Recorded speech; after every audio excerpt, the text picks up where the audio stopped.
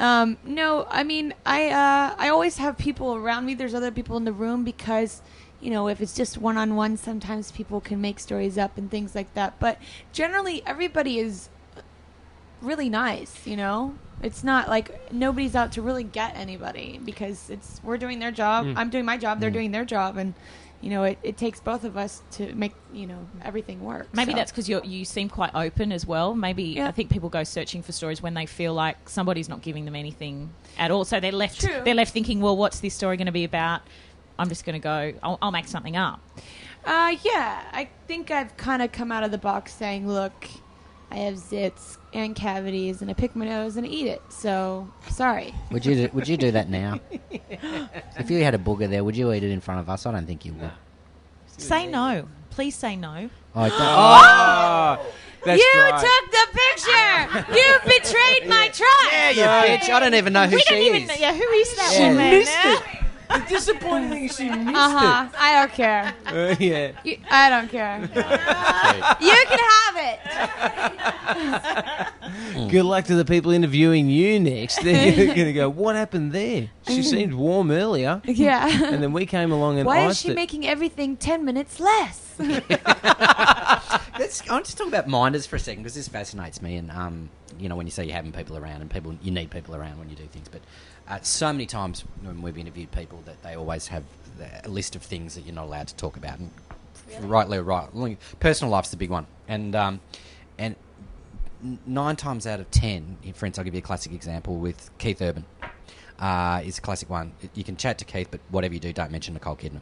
Whatever you do, he's really sensitive about it. He won't mention Nicole Kidman. You sit down, you go, hey, Keith, how you going? He goes, oh, I'm great. Me and Nick are fantastic. We're just having a baby. It's going, oh, okay. And he just talks about it straight away.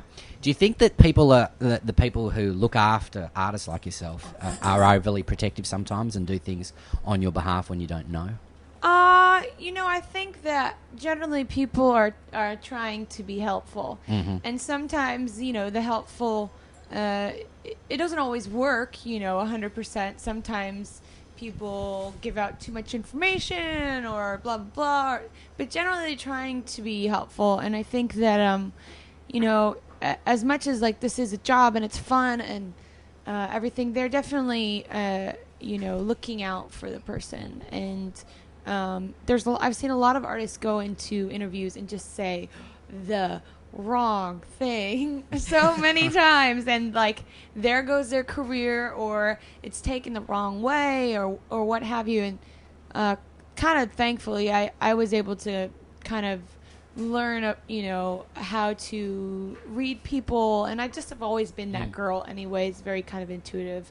But I think that everybody has great intentions. Sometimes it doesn't work, but I'm always trying to do everything with integrity.